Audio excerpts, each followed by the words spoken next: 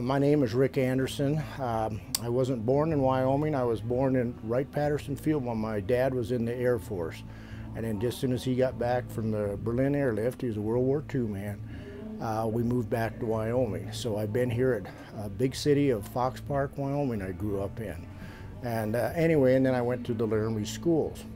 So my whole life, or growing up life, when I was a kid, my dad was always telling the stories of World War II. I had 3 more uncles and they were all in World War II. So this was all part of our family. So I guess it was kind of a military history, and my grandfather was a World War I, and I had grandfathers in the Civil War. I had grandfathers they came into Wisconsin and they fought in the Black Hawk Wars. For that war, they gave the property that they live on, the government had gave them for fighting in that war. So there was a strong tradition with me. I had a military background. I said I was born on well, I guess it was an Air Force base, Wright-Patterson Field, so I'm kind of an Air Force brat, I guess you could call me. So as time went on, and anyway, I watched all of the combat shows and, you know, not knowing what was going to happen. Well, when I was a junior in high school in Laramie, Wyoming, I decided that I was going to enlist into the Wyoming National Guard. The reason was, that's what my dad was in the unit. He was in the 91st Division in Africa and then in Italy. And the 91st Division was Wyoming's unit. He was in the 348th Artillery. So when I enlisted, I was in the 49th Artillery. So I felt like I was following in my father's footsteps. And we had talked over this, and that was his same unit, you know. So, and really in 1966, the Vietnam War hadn't really heated up yet. It really wasn't going. Well, all the time, everybody else was out doing whatever in high school. I had to go to guard drills, and we weren't quite what we call a SRF, as a selective reserve force, is what we were training to do. Well, when I graduated out of high school, I think it was 2 days out of high school, they shipped me out to Fort Ord for my basic training and my AIT. And there, and this was the 49th Artillery I was still in. Anyway, my MOS was a field wireman, and that means a radio operator. We had a couple of calls out there in Fort Ord. They just told us to load up, we're gonna go somewhere. I says, you know, at the time I was in the 6th Army at Fort Ord. They didn't tell us where to go, we were starting to load up. But before we could leave, they come in and said that Israel had been invaded by Egypt. Well, before we could get loaded up and even get there, Israel basically kicked their butt. And that was the end of it. It was a 6-day war. We didn't even get loaded up. We didn't even leave. So that was kind of my first experience. We was ready to go. And like I said, I enlisted. I wanted to be there in the worst way. You know, whatever they did, you know. I felt we were ready for it, you know. After my basic training, I came back to Laramie, Wyoming, and anyway, they reorganized our guard unit into the 133rd Engineers, which is still in Laramie to this day. They've been deployed, I think, at least 5 times here in the last 10 years going over. What we became, and I talked a little bit about it, was the SRF, was a Selective Reserve Force. Anyway, when I first enlisted in the Guard, we still had M1s. And that's what we had. And then when I went to Fort Ord, we had M14s. And when we got back, they formed us into this unit. And what was a reserve component. We had all of our shots, and we were supposed to be able to be, with the M16, we were supposed to be in Vietnam within 24 hours. We were activated, I think, 5 or 6 times. We sat out in the armory waiting to go, and then stand down, whatever. Every time there was a tet, we sat there waiting to go. We never went. We don't know why, but we were ready to go. That was our job. And really, it was kind of a tense deal, just waiting, and then you don't go. And you'd have to ask the Army why we didn't go or anything like that. So anyway, when I enlisted in that, I was so proud of what was going on and proud to be where I was in the same unit I felt like as my dad was in. And you know, and I thought then the war was starting to heat up in Vietnam all that time. Like I said, in '66, it really hadn't heated up that much. But by '67, when I went to basic, '68, then I think '68, there was the first tet.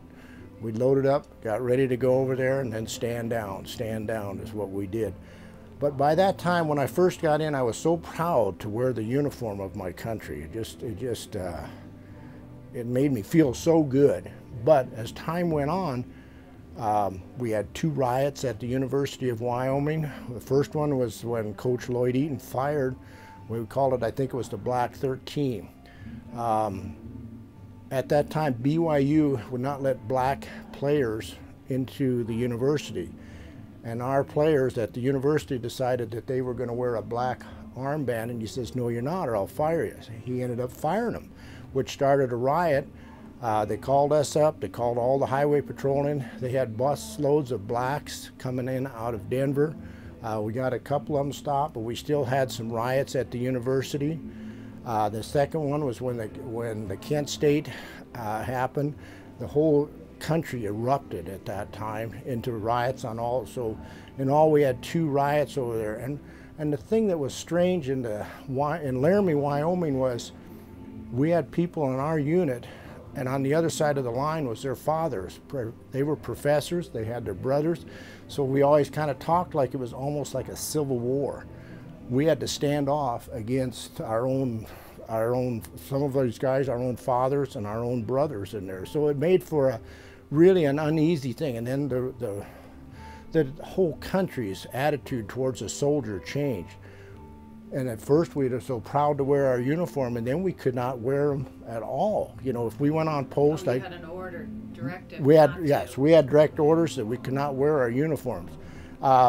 And I can talk a few incidents where we had guys and our soldiers that would go out and they would be harassed because it was a university town. So after what, we wouldn't even wear.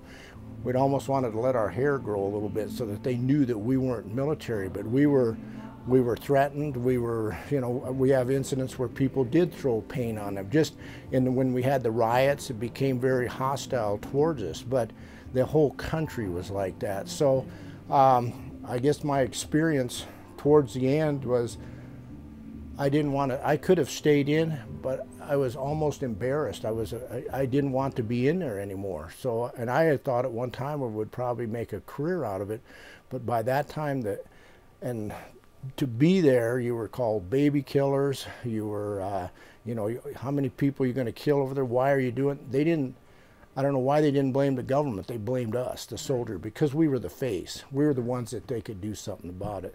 So I felt like when I left there, it was turmoil. I didn't tell anybody that I had ever even been in the military for 20 years. I was embarrassed by it. I didn't want people to know that. And I think it's easy for us to, this is so great, this reunion right here. But for 20 years there, we didn't say anything because it was still like you were thought like you're all deranged killers. Whether you went to Vietnam or you was trained to go to Vietnam, you were all stereotyped, and that's what it is. You paid the price for everything that happened over there, and it happened at home.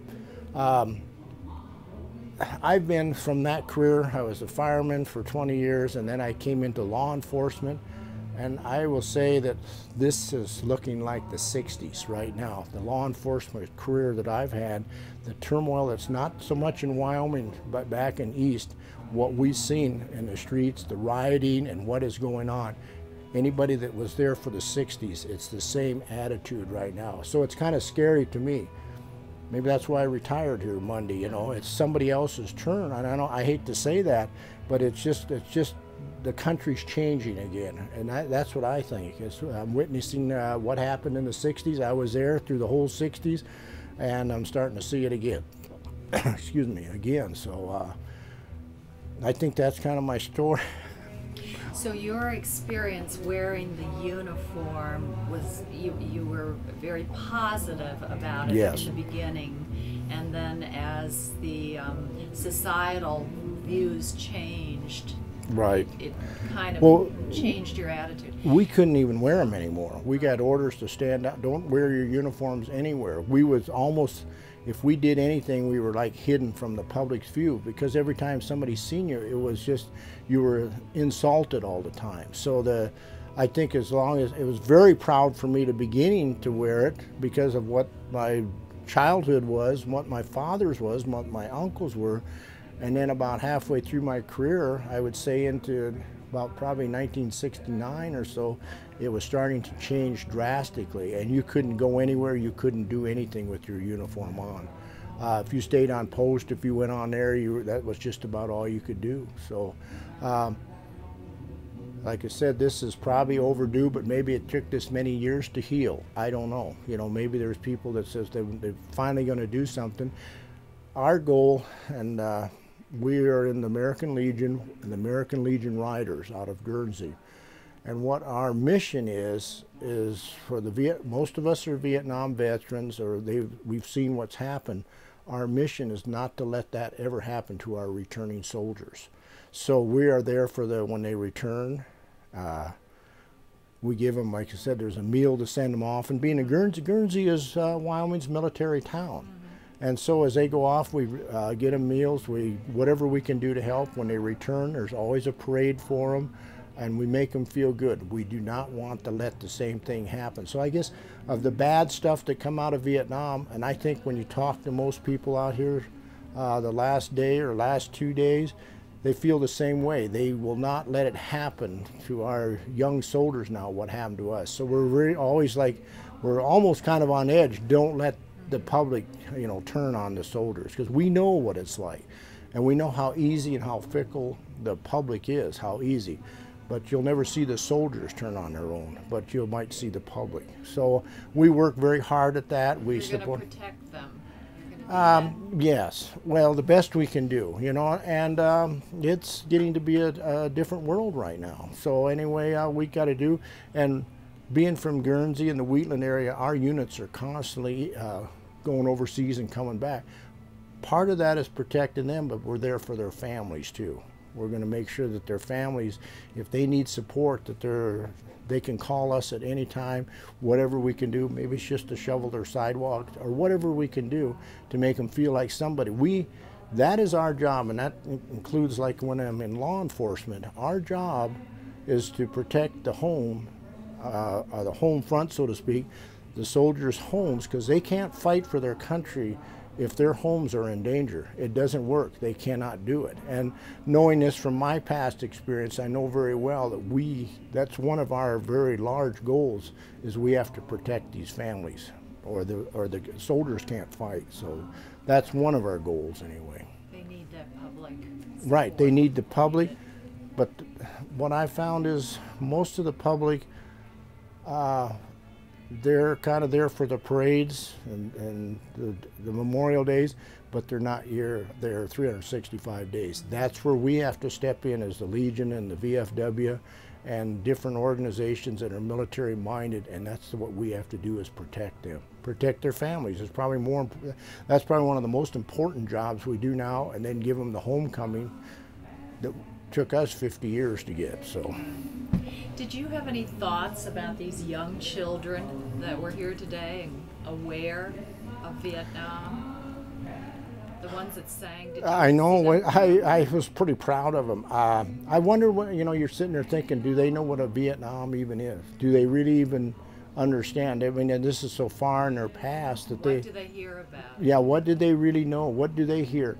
And I guess you'd kind of like to go over and ask them, and even like the younger people, what does Vietnam mean to you? I think now that it took 50 years to heal a lot of wounds. I think you're seeing that in some of the stuff, the people that are coming forward, and the groups that are starting to say, they're starting to appreciate what really happened instead of condemning the soldiers that was there. So that's what I see coming out of it. You know, it's not that you're not the bad guy anymore. You know, you're the, you know, if most places, if I go and I wear my hats, or they think, you know, understand that I was in the military, they thank me now.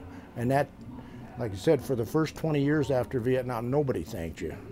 And first of all, you didn't want to let anybody know that you were in it. So I think that, to me, is one of the biggest things going on right now. So when you look at those kids, you know, you wonder, like, well, somebody, I don't think the kids are, some adult is trying to, kind of what we do in the Legion and the VFWs, that's what we're doing too. We're trying to help. So. Mike? Well, you said, you know, you lived through the change in the 60s, and you feel like we're going through another change. don't know whether I would want to ask, what would you say to like my generation going through this change, or what do you expect to see? Is this just history repeating itself, or is it a new thing? Well, first of all, when you look at Wyoming, you think you're isolated. And if you listen, I had 2 stories that we had 2 riots here out of Laramie. So are we isolated? There's always trouble. I'd say Laramie, my hometown, a university town, there's always, it seems like the young people, and I don't mean the young people, it's probably, there's always agitators around there that probably get things stirred up. So I would tell the young people, you know, that you can't tell them the lessons we've learned. You can't make them understand because they haven't been there. So you just almost like, well, beware, just, you know, be careful what's happening right here. And you might become callous to some of this stuff, but just if you don't think it can happen here, you better guess again, because it's a different world. I would say with this, I study a lot of things because of the law enforcement background here. These ISIS characters, I call them characters, are pretty dangerous, you know, so they can show up anywhere. So you have got to be, you're going to start seeing us. We're already getting it. I'm also in the Blue Knights. The Blue Knights is a law enforcement motorcycle club that only law enforcement can belong to. We don't wear our colors. We have a uniform type or a vest. We've been told not to go to like Sturgis or a big event because we have become targets. And you can see it back east, and you hope it doesn't happen here. But you go to an event like Sturgis where you bring in people from all over, you don't know what's going to happen. So we don't wear our, I want to say, our colors from the law enforcement up there. Right now, I would say most people in the U.S. are very respectful when they see us wearing our Legion stuff and VFW and whatever. They're very respectful to us. But I foresee the time's going to come that you're probably going to become a target. Now, my job as law enforcement, for example, is how do I protect, even though I'm not on duty, I have taken oaths to protect the people of Wyoming. So a lot of people, when they're undercover guns, let's say, I have to carry a big enough gun so that I can protect everybody. Just a little example of that. I mean, we have to be so cautious of what's going on in our surroundings anymore. I feel like things are changing, and all the intel that we're getting, and I don't want to try to scare anybody, you know, that's not what I'm trying to do, but things are changing, and the law enforcement is, we have to almost hide the fact when we're going to these rallies, and I think the military, this ISIS is starting to target them, and if you become a target, you're not going to see us wearing our uniforms, or that we're so proud of right now. I guess I referred to it back in 1968 when I wasn't, so we couldn't wear our uniforms because we'd become afraid. What are they going to do? Well, the same thing could happen again, only with our veterans. They don't care. ISIS doesn't care whether you're a veteran or if you're in the military, it's a target for them. And that's just what. So we have to be, the world is changing quite rapidly, so. Well, you know, this adage, freedom is not free. Yes, and that's exactly right. To keep it. When you were called to go to Laramie, tell me again, which division were you with? We were in the 133rd Light Engineers. And how did you learn that you were going to Laramie? Well, we were in Laramie. Okay. This is the National Guard that's stationed in Laramie. We were in Laramie. Then how were you told? I'm curious how that word came over to you and what you thought right at that time. How we got a call for? To go over on campus. Okay. Well, I'm at the bottom rung then. It was my sergeant was calling me as we got called in. Anytime we got called up like that, there was a pecking order. It started out in Cheyenne, or maybe it come in from, they were still controlled by Washington, D.C. Well, whatever was happening, first of all, the mayor would probably call up the governor, and the governor, we have problems here, the police cannot handle this larger crowd. So he in turn calls up to our governor, and the governor has to, he has to basically call us up. He's the only one that can call up the military, as he can now, and the National Guard right now. So that would be the chain that he brought us back to. And then what did you think when you were in your hometown? Yeah, that's what I was, when you're in your hometown and you're looking at, we're sitting over there with fixed bayonets. We're sitting there with machine guns on top of our Jeeps. We're sitting there with barbed wire running across, trying to move, getting ready to move crowds. And we look across there, and my brother wasn't there. But there. Prexy's pasture? Yes, that's right. And there was one there, and then they ran a flag up in front of, I think it was Whitehall, and the Laramie Fire Department, which I was in, they had to crawl up to, and I didn't go up, I stayed at the bottom, but my friend went up there, was in the military too. He says that was the scariest time of his life, to crawl up a 75-foot ladder and take that black flag down. He thought our feeling was, we're going to get shot out here by our own people, you know, I mean, our own people. But that was the mood right then. And some of the stuff was taken care of by the local cowboys, you know, should say. But yeah, it was riot conditions. And if you've never been to a riot, you didn't know what was going to happen. In a flash. How long were you there? I think we probably was there for 3 or 4 days. I don't think we was in the riot stage that much. I think we was up there a couple days, then we'd fall back and then see what people were going to do, you know, and they made some arrests. When we went in, they'd called all the highway patrol in the state of Wyoming, and they all came in with their riot gear.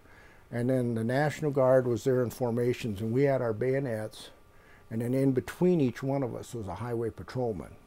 They were supposed to do, I hate to say, they were supposed to do, if was there any shooting that was going to go on, they were the ones that do it. Like I said, we had snipers with high-powered rifles, scoped, and then there were certain guys with shotguns But here we're looking across the field that these are our own, you know, like I said, it's like the Civil War. It's hundreds of students, thousands? There's hundreds. I don't know if there was thousands. I don't know that anybody ever got a real accurate count of what was going on. And once we started in there, then they dispersed pretty fast, you know, if they thought there was going to be trouble. Sure. But thank God there wasn't. Yes, it was. And if anybody, if they've never felt that before, I'm feeling for the people that are in Baltimore and Atlanta and the big cities, the police, when you stand and look across there, because some of them are your relatives out there, how hard that is. And I know what they're going through. So similar, isn't it? Yes. Well, it's so similar to them days. When I was out at Fort Ord in the 6th Army, the Watts, they burned down. First, the firemen and the police went in there and they started to shoot at them. And I think they shot a few of them. They backed out, and then the military was going to go in, and then they says, we're not going in. If we're going to go in there and to protect you and you're going to shoot at us, we just went ahead and backed out of there, and whatever happens, they burned 40 blocks down there. I don't know if anybody, you guys probably weren't there, but anyway, in L.A., 40 blocks burn up. Like, whoa, you know, so that's what was happening them days. Thank you so much. All right. Well, thank you guys for having me. Thank you for your service. All right. Thank Thank you. you for your